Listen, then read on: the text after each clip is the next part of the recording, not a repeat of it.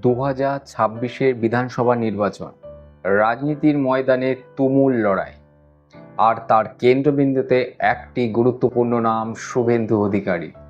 তিনি লড়ছেন দুটি আসন থেকে, 23 এপ্রিল নন্দীগ্রাম এবং 29 এপ্রিল ভবানীপুর থেকে। কিন্তু প্রশ্ন হচ্ছে একটাই, সংখ্যাতত্ত্ব কি বলছে? শুভেন্দু অধিকারীর এই দুটি আসন থেকে জয় হবে না পরাজয় হবে? চলুন গভীরে গিয়ে বিশ্লেষণ করে দেখা যাক। শুভেন্দু অধিকারীর জন্ম হয়েছিল 15 ডিসেম্বর 1970 সালে।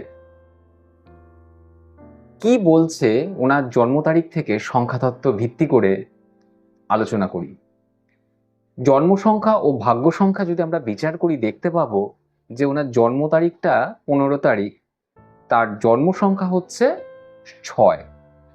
এই 6 সংখ্যাটা হচ্ছে শুক্রের সংখ্যা, যার ফলে উনি জীবনে প্রচুর জনপ্রিয়তা, জনসংযোগ এবং প্রচুর আকর্ষণ বৃদ্ধি করতে পারবে। এবং সম্পূর্ণ জন্ম তারিখটাকে যদি আমরা বিশ্লেষণ করি, দেখতে পাবো যে ওনার সম্পূর্ণ জন্ম তারিখটা যোগফল করলে আসছে 8, যেটা হচ্ছে ওনার ভাগ্য সংখ্যা, যার অধিপতি গ্রহ শনিদেব।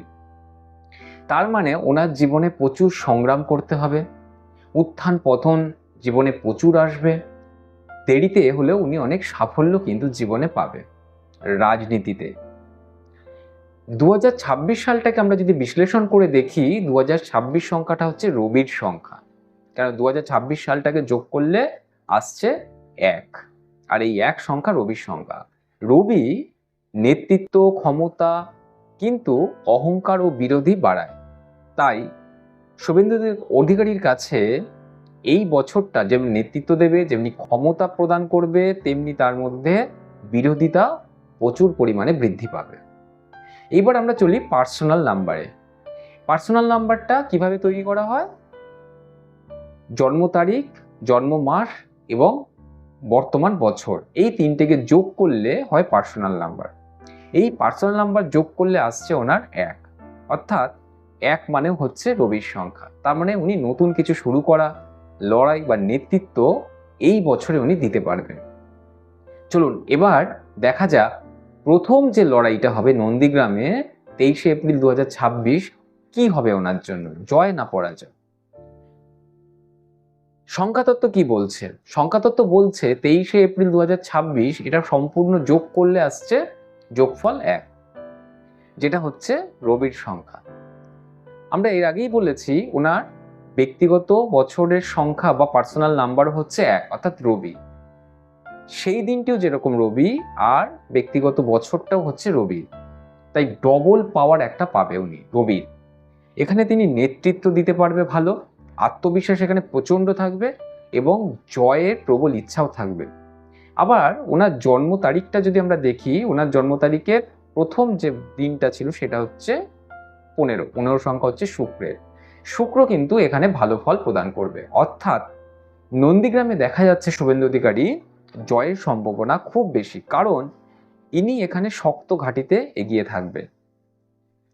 দ্বিতীয় যে জিনিসটা দেখা যাচ্ছে সেটা হচ্ছে ভবানীপুর। ভবানীপুরের লড়াই হবে কবে না 29 এপ্রিল 2026।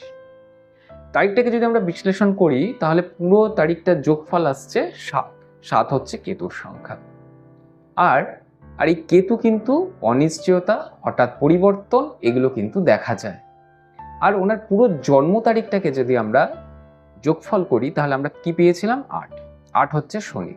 এই শনি এবং এই কেতু দুটো একসঙ্গে যখন মিলিত হবে ভবানীপুরের বিধানসভা নির্বাচনের দিন, সেদিন কিন্তু ওনাকে কঠিন পরিশ্রম করতে হবে, প্রচণ্ড লড়াই করতে হবে।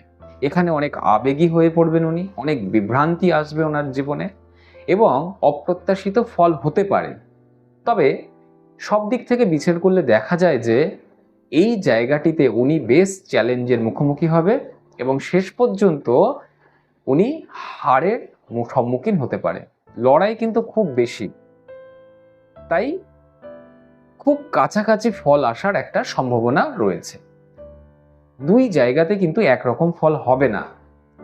আমরা যেটা বিশ্লেষণ করে দেখতে পেলাম সেটা হচ্ছে কি না, নন্দীগ্রামের জয় কিন্তু দেখা যাচ্ছে এবং ভবানীপুরের হার্ড বা টান টান লড়াই একটা দেখা যাচ্ছে, বা খুব কম মার্জিনে কিন্তু হারতে পারেন। সবশেষে বলি, 2026 সালটা নিজের প্রমাণের বছর শুভেন্দু অধিকারীর কাছে। কিন্তু শনি ওনার যেহেতু জন্মছকের ভাগ্য নাম্বার, তাই সব কিছু একসাথে উনি পাবেন না।